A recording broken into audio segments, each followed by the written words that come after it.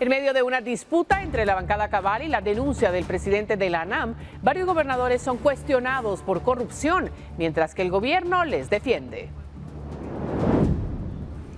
De nuevo, la reparación del kilómetro 44 de la ruta al Pacífico está detenida pese a ofrecimiento del lunes del ministerio. Jefe de la cartera dice que no pueden sancionar a la empresa y que deben esperar los 5 meses de contrato. Nueva protesta de vecinos de Cantel en contra del Templo a la Santa Muerte. Este día se había planificado la inauguración del centro espiritista, ahora bloqueado por los vecinos. Enfrentamiento en Chajul deja a una persona muerta entre representantes de un grupo empresarial y una comunidad que alega la propiedad de una finca. Policía y ejército intervienen. Después de años de espera, el aeropuerto La Aurora habilita las escaleras eléctricas y ascensores. Ahora entran en un periodo de prueba para determinar la validez del contrato.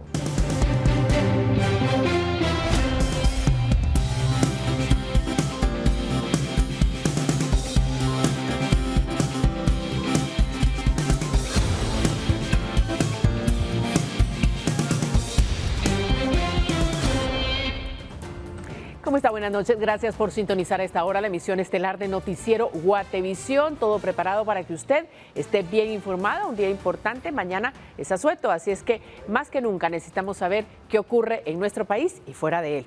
Vamos a empezar directamente hablando de que este día han surgido inquietudes sobre sobornos desde las gobernaciones departamentales. El presidente de la ANAM aseguró que existen quejas de algunos alcaldes a los que se les han solicitado coimas. El Ejecutivo defiende a los gobernadores y asegura que se trata de un ataque político y económico. Los detalles en la siguiente nota. Financiero informó que varios alcaldes han emitido quejas sobre gobernadores departamentales que solicitan porcentajes de dinero de los proyectos de obra que realizan las municipalidades. Estas acciones serían en conjunto con algunos diputados de la bancada oficial y según el presidente de ANAM, al menos la problemática afecta a 18 de los 22 departamentos. Que salió a la luz, porque no, si también hay que decir las cosas como son, no siempre es el gobernador, o sea, en algunos departamentos es el gobernador y en otros departamentos en su mayoría es el director ejecutivo. Los gobernadores están pidiendo dinero bajo la mesa, en conjunto o en contubernio con un par de diputados de la bancada oficial. La molestia más grande de los alcaldes fue que cuando hicimos la gira nacional con el presidente de las cosas que le iba a ofrecer prometió que eso no iba a suceder. Pero según el secretario ejecutivo de la presidencia, los señalamientos son falsos y se trata de un ataque político-económico porque son los gobernadores departamentales los que no han querido entregar sobornos ni firmar proyectos.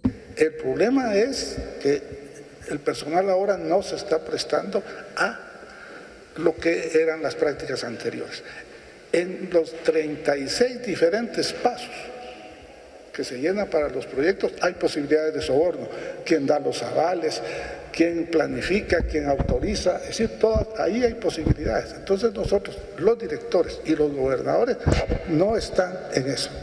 Diría yo que político-económico, porque ahí, es decir, para ser honesto, es decir, hay que preguntarse quiénes son los dueños de las constructoras que están interesados en todo ese tipo de cosas. La Secretaría Ejecutiva de la Presidencia y la Comisión Presidencial contra la Corrupción desarrollan una investigación del caso. Con imágenes de Carlos Ochoa para Noticiero Guatevisión, reportó Leslie Sánchez. Y con las quejas de los alcaldes sobre supuestas exigencias de sobornos, también han salido a relucir algunos nombres de diputados oficialistas y del bloque Cabal.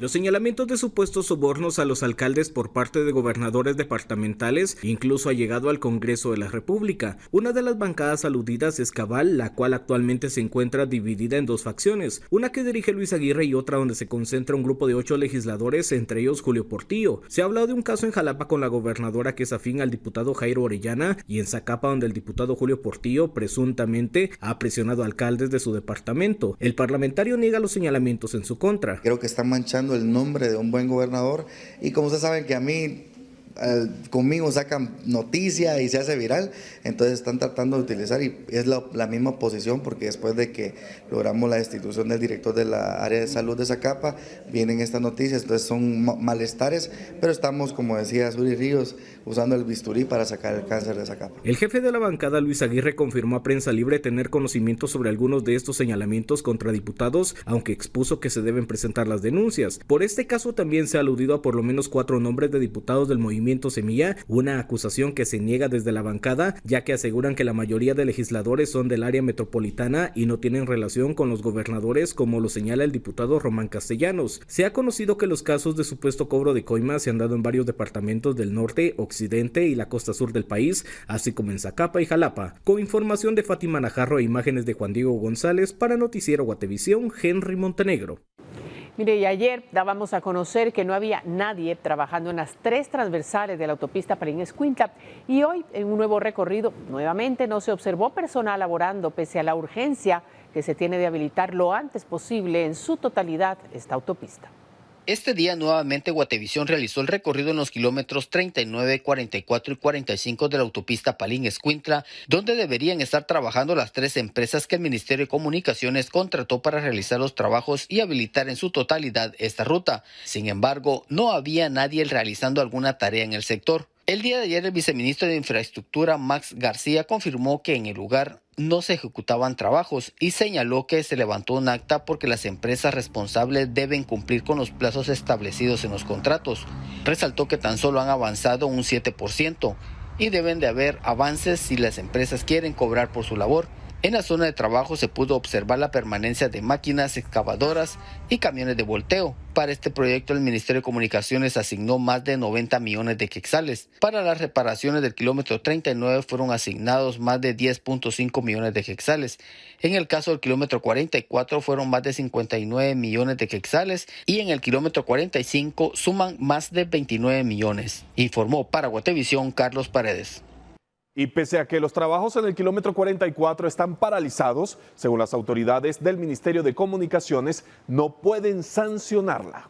La empresa está dentro del plazo contractual, digamos, ellos tienen un programa de trabajo y están cumpliendo, están adelantando las obras. Yo tuve la oportunidad de estar por allá el día de antier y poder ver lo que estaban haciendo. En este momento no vienen al caso sanciones. Lo que sí, digamos, a mí me preocupa es que si no están trabajando todos los días con la máxima intensidad posible, entonces se alargan los plazos. Pero ellos están en este momento absolutamente dentro de los plazos y de los términos de contratación. De hecho, lo que fuimos a ver son las obras descritas, digamos, en su programa de trabajo. Bueno, y hoy ocurrió un nuevo jueves de mentiras, como los diputados se les llaman a los días en los que se convoca a sesión, pero nadie llega para las interpelaciones. El ministro de Comunicaciones, al abandonar el Congreso por no haber sesión, fue abordado por un diputado, pero los parlamentarios oficialistas lo acuerparon. Esto fue lo que ocurrió. El ministro de Comunicaciones, Félix Alvarado, se encontraba dando declaraciones a los medios de comunicación tras levantarse la sesión de interpelaciones por falta de quórum. En ese momento llegó justo detrás del funcionario el diputado Orlando Blanco del Bloque Voz, quien buscaba cuestionar a Alvarado por unos supuestos pagos realizados a una empresa por trabajos en el puente Nahualate. No pasaron ni 10 segundos y los diputados del movimiento Semilla comenzaron a llegar al lugar para acuerpar al ministro de Comunicaciones. Incluso algunos diputados de Semilla comenzaron a cuestionar a Blanco. Al finalizar de brindar declaraciones, tras más de 15 minutos, Blanco llamó a Alvarado, quien se retiraba del lugar, y le pidió que acudiera a una citación el próximo lunes y le cuestionó sobre algunos desembolsos. Ministro, ojo con la corrupción. Le pagaron a una de las 2 empresas del puente Nahualate. Aquí tenemos la prueba. No tenían que haber pagado. Tenían que haber dilucidado primero de septiembre. La semana pasada le pagaron 13 millones a una de esas empresas, habiendo 2 proyectos, uno de 50 millones y uno de 53 millones sobre el mismo tramo, uno de Covial y otro de Camino, y eran dilucidado eso.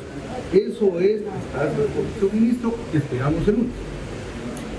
Sobre el puente, minutos antes, Alvarado dio la siguiente explicación. En el caso del Nahualate, las empresas donantes del sector privado ya han construido las bases y 5 torres que son las que ya apuntalan el puente.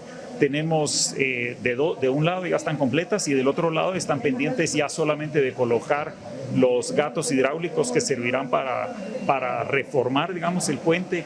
Esto es una medida, como saben, de orden temporal, pero ya con esto se puede abrir el puente al tránsito. Con imágenes de Juan Diego González para Noticiero Guatevisión, Henry Montenegro.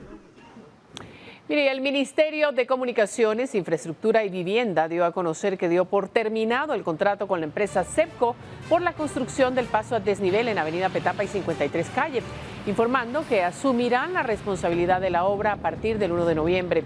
Esto debido a que desde el 31 de mayo del presente año hasta este 31 de octubre se otorgó una conciliación a la empresa SEPCO, la cual se comprobó que el proyecto no presenta los avances físicos acordados para completar la ejecución de la obra.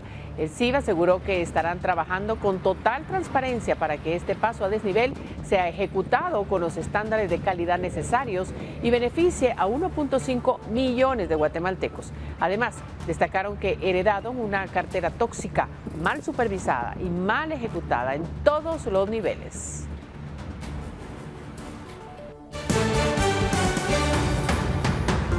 Continuamos con más información. Una persona fallecida y 6 heridos dejó un enfrentamiento en la finca La Perla en Chajulquiché. El desalojo de un grupo de personas pudo haber sido el detonante, mientras el Ministerio Público inició con las investigaciones. Un muerto y 6 personas heridas dejó un incidente en la finca La Perla en Chajulquiché. Según el gobernador, el desalojo de un grupo de personas provocó un enfrentamiento, lo que dejó a una persona fallecida, la cual laboraba en la finca, mientras 2 de los propietarios permanecieron en el lugar en un clima tenso entre las partes. Se dio una balacera entre los pobladores y propietarios de la finca allá por La Perla, jurisdicción de Chajulquiché. Entonces, en ese momento se empezaron a hacer las coordinaciones de elementos policiales con el comisario departamental de la civil y se enviaron 18 elementos policiales. Por la distancia es que también pues se tardaron en llegar. A la finca fueron destacados decenas de elementos de la Policía Nacional Civil. Además, el gobernador informó que el Ministerio de Gobernación envió un helicóptero para retirar a los propietarios y a los heridos de la finca.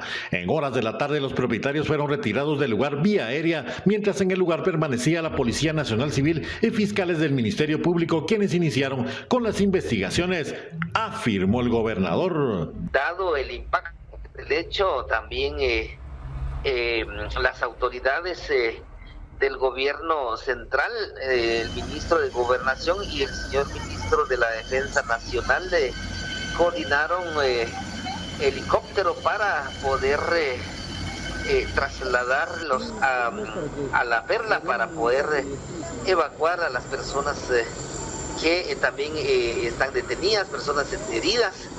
Para Noticiero Guatevisión reportó Héctor Cordero.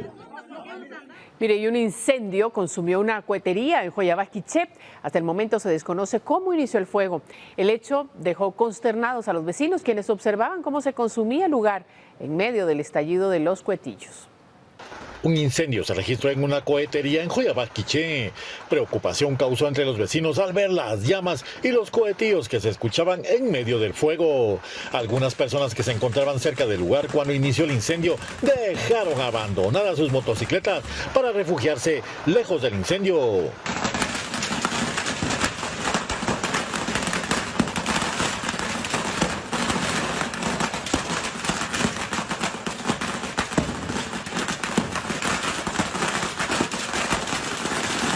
Hasta el momento se desconoce cómo inició el incendio.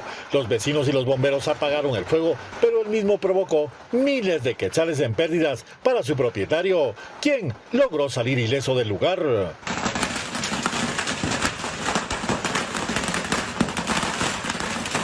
Para Noticiero Guatevisión reportó Héctor Cordero.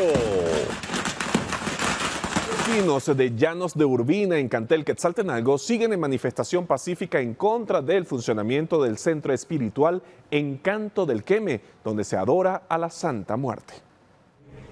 Aunque con menos gente que la primera manifestación, vecinos de Llanos de Urbina, una comunidad cerca de la granja penal Cantel de Quetzaltenango, siguen concentración pacífica en rechazo a la instalación del centro espiritual Encanto del Quemé, donde se adora a la Santa Muerte.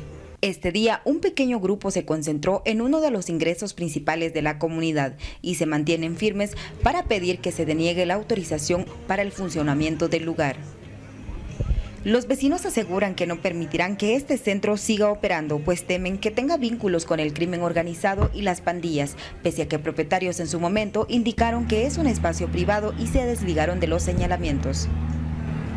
Pues prácticamente seguimos con nuestra insistencia, ¿verdad?, de que sea cancelado directamente la inscripción de la asociación, ¿verdad?, que se encuentra más que todo ya inscrito, ¿verdad?, que es lo que clamamos, ¿verdad?, de que de una o de otra manera sea anulada esa inscripción, que la comunidad en ningún momento va a permitir la función de esa iglesia en este lugar. Todo viene ahí sí que en contra de los valores, de los verdaderos principios, ¿verdad?, de nosotros como ciudadanos, como comunitarios, ¿verdad?, porque es algo que directamente desconocemos, ¿verdad?, y por lo cual lo que menos queremos de que entre la violencia en este lugar, que gracias a Dios aún está tranquila, ¿verdad?, porque nuestra preocupación, lo hemos dicho, de que por el sistema penitenciario que se encuentra acá precisamente a nuestras espaldas, ¿verdad?, y lo que nos preocupa que hayan vínculos, ¿verdad?, de delincuencia y situaciones que vengan a poner desorden en nuestra comunidad.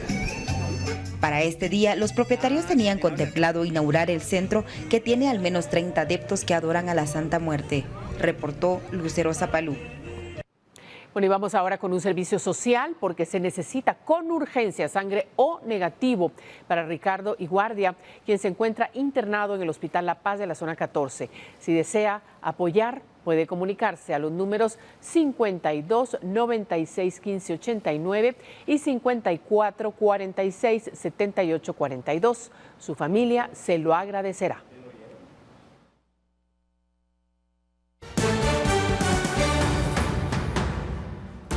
Roxana Valdetti acciona para recuperar 2 de sus cuentas extinguidas por la Comisión de Actos de Corrupción.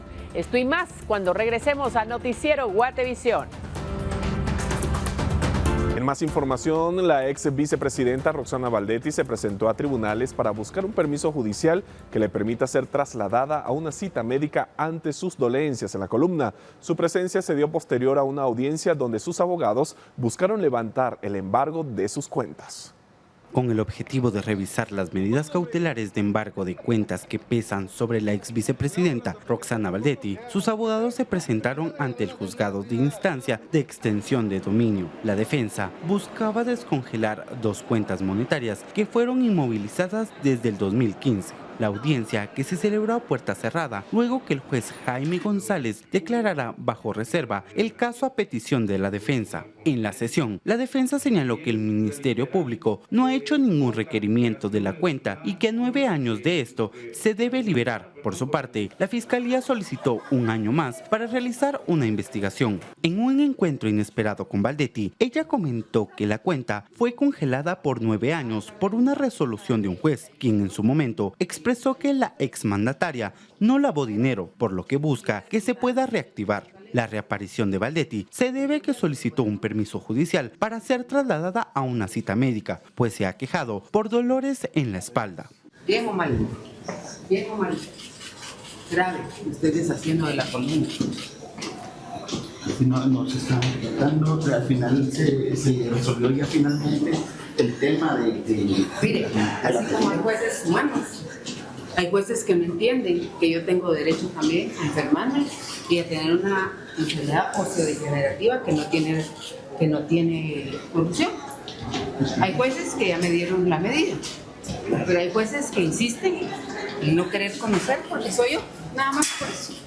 La exfuncionaria detalló que su libertad se dará al momento que se tenga que dar. Mire, yo he aprendido en este proceso a ser paciente. He aprendido que yo no soy dueña del tiempo, sino que Dios es dueña del tiempo. He aprendido que mi libertad me la van a dar en el momento.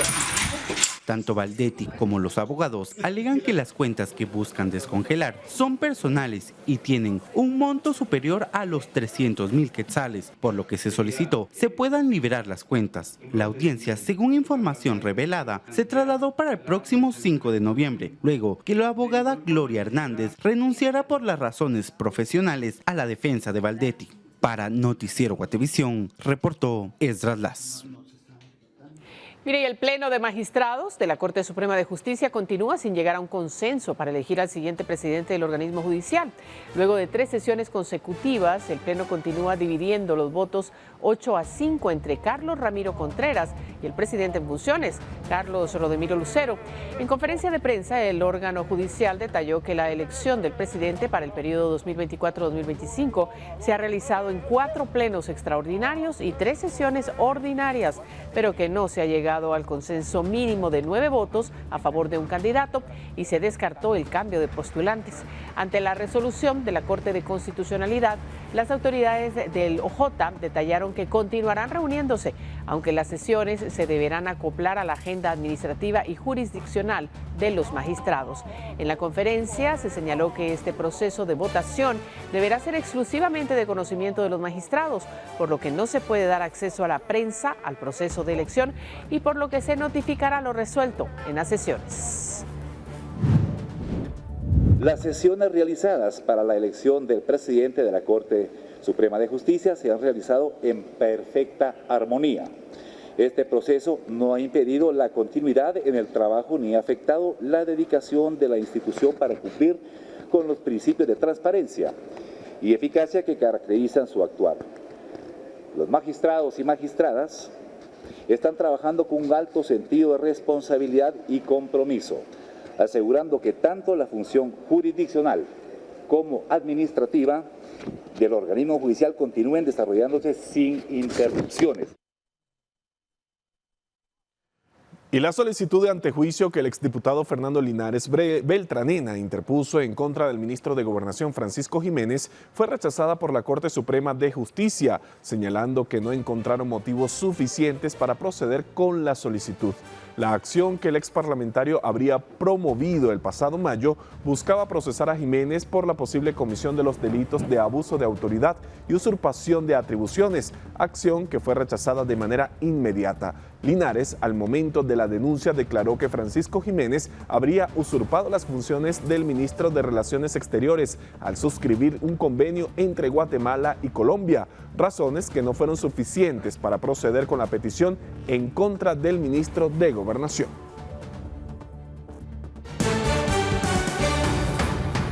Este 31 de octubre vencía el plazo para la instalación de gradas eléctricas y ascensores en el Aeropuerto Internacional Aurora. Sin embargo, esto no culminó, por lo que autoridades dieron a conocer las nuevas medidas. La instalación de 8 elevadores y 6 gradas eléctricas no culminó en el Aeropuerto Internacional Aurora, pese a que este 31 de octubre vencía el plazo para la entrega. Según Azucena Zelaya, directora de Aeronáutica Civil, en el último recorrido se determinó que solo se habían instalado algunos equipos. Están las 6 escaleras eléctricas. De estas 6, hay 4 que ya están instaladas y ya tienen pruebas. Sin embargo, le faltan algunos detalles, ajustes y acabados. Las otras 2 ya están colocadas y están en proceso de detalles y acabados. Asimismo, tenemos la parte de los elevadores, que recordemos que son 8, que son de pasajeros y de carga. De los 8, 7 de estos ya están instalados y están en proceso de los detalles, de los ajustes y de pruebas. A raíz de esto, se tiene previsto acordar en las próximas horas un nuevo plazo con la empresa encargada de la obra, lo que se exigirá en el marco de la ley, lo que incluiría una multa. Bueno, lo que establece la ley es hasta el 0.05 por millar por día de atraso. Aquí estamos hablando de una segunda multa. Recordemos que ellos ya traen un proceso de multa del primer incumplimiento. Esto sería una segunda multa. Esto va a depender de la fecha en que ellos efectivamente nos notifiquen que están listos para entregar la instalación de los equipos.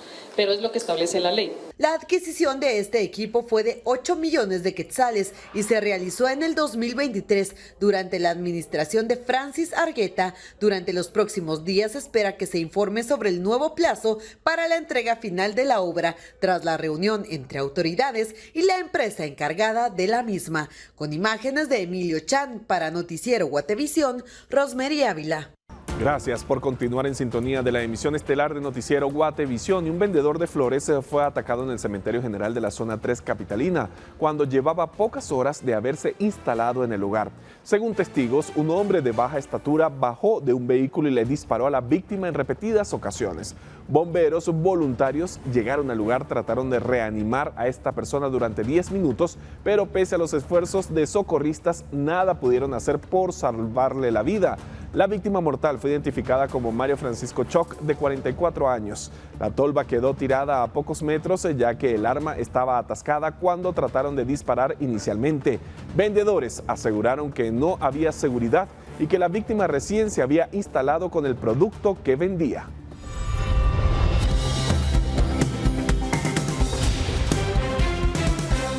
Y tenemos ahora nuestro segmento de Guate Reporta, donde usted puede enviar los mensajes para que nosotros los leamos y se hagan de conocimiento público.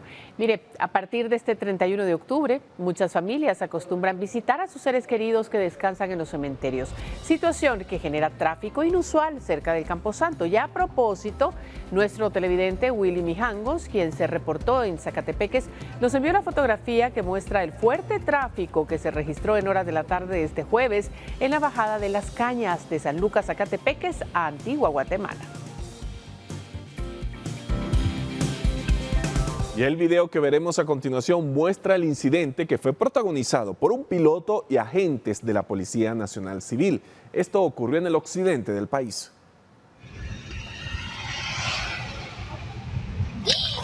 Ay, no, nada. No te vayas a bajar, no te vayas a bajar. Dígame qué infracción cometí para que usted me venga parando. ¿Me estás deteniendo? Y no puede echarnos ¿Me estás deteniendo? Me echaste el carro encima y te tengo grabado. ¿Me estás deteniendo? Aparte hueles alcohol. Seguime.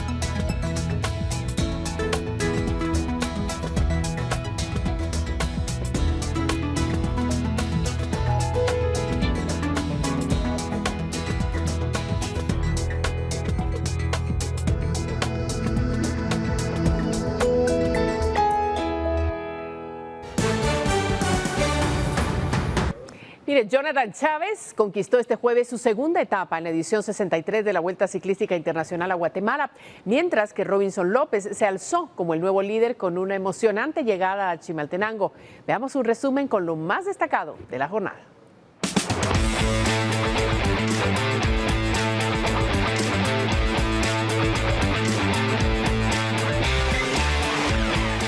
Bueno, muy buenas noches, mi gentecita linda. Estamos con la continuidad de la 63 Vuelta a Guatemala, que se llevó a cabo hoy la séptima etapa.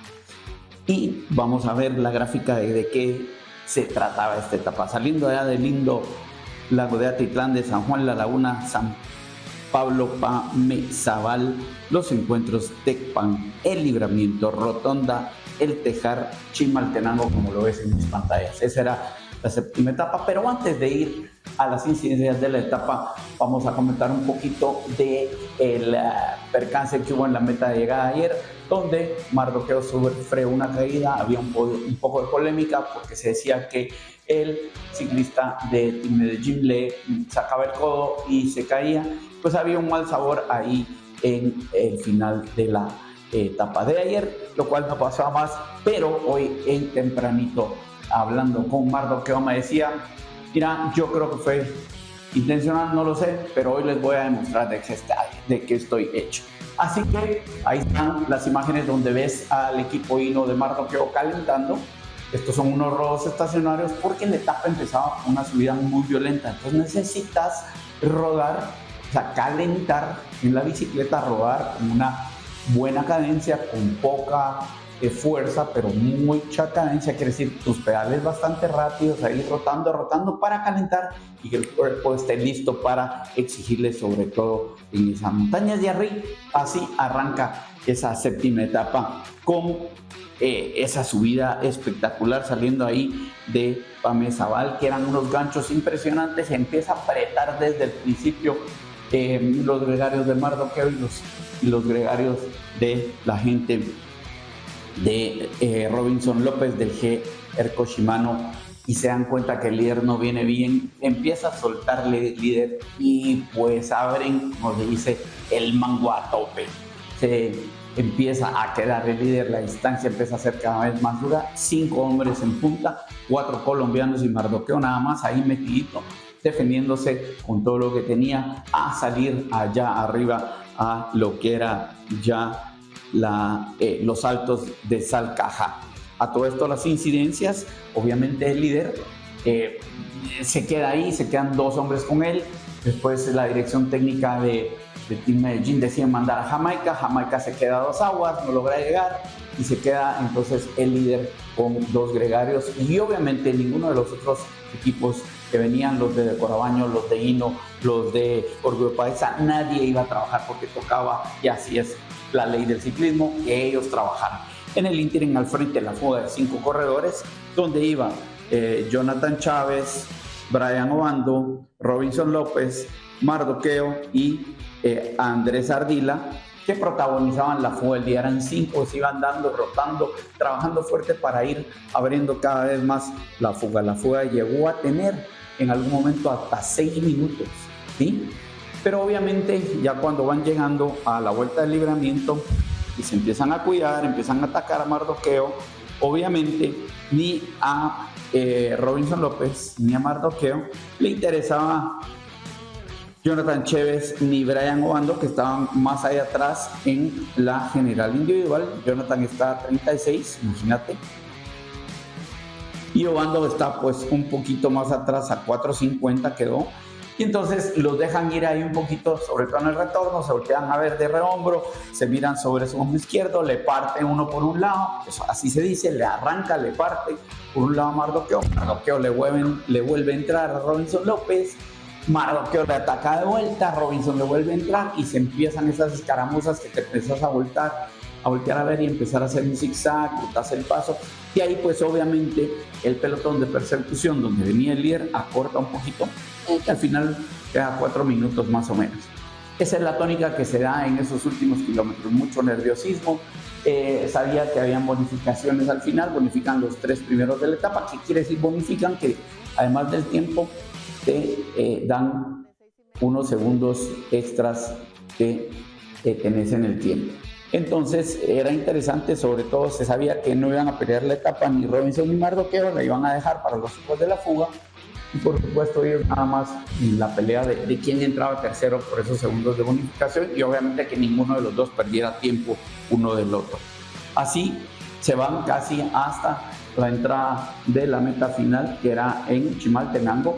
Obviamente dan la vuelta en el libramiento, se vienen del libramiento, dan la vuelta en el Tejar y todo esto. Escaramuzas pasaron ahí en esos últimos kilómetros. Obviamente se entra a la parte de Chimaltenango, se dejan ir a los 2 colombianos que pues habían atacado, y los dejan ir y se vienen ellos volteando a ver. Así finalmente la etapa de estos 5, yo voy a mencionar a 5 porque vale la pena mencionar la batalla épica que fue hoy. Queda en primer lugar Jonathan Chávez del NUM Colombia, en segunda posición Brian Obando del Best PC con el mismo tiempo, y luego a 34 segundos entraron Robinson López, Mardoqueo Vázquez y Andrés Ardila con el mismo tiempo. Imagínate eso. Y luego a 5 minutos, 5.16, y lo renombro, entró el líder del pelotón de persecución. Y la general individual queda de la siguiente manera, señores. Con el número 52, Robinson López, líder general del GW Erco Shimano. En segunda posición, el Super Mardoqueo Vázquez del Inobón La Red a 35 segundos. O sea, quedó 29 más las bonificaciones de la meta volante y de la llegada está a 35 segundos Super Mardo. Y en tercera posición de la general individual brinca David González de Team Medellín a 3.39. O sea, todavía quedó en el podio el colombiano de Team Medellín a 3.39, pero perdió la camiseta de líder y le metieron suficiente tiempo. Yo te diría que la vuelta está definida para Mardoqueo o Robinson López en las etapas que nos quedan. Así que esto fue la séptima etapa. Buena noche, los veo mañana.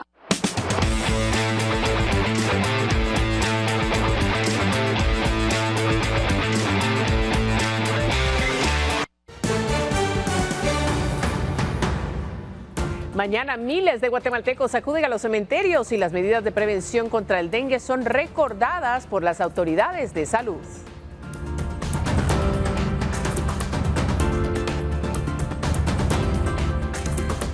Una masiva visita de deudos se espera mañana en el Cementerio General de Escuintla. Llegarán para adornar las tumbas de sus seres queridos, una actividad que es parte de la tradición del Día de los Santos Difuntos. El Cementerio General de Escuintla funciona desde 1925 y tiene una extensión de 20 manzanas y casi está por rebasar su capacidad. Y ante la masiva llegada de deudos para adornar las tumbas de sus familiares, piden a que se evite poner objetos que puedan acumular agua, porque el departamento está en alerta ante el incremento de casos de dengue. Hay gente que vino hoy solo a remozar, a pintar, a limpiar, y mañana va a ser la gran visita que se espera, como siempre ha sido.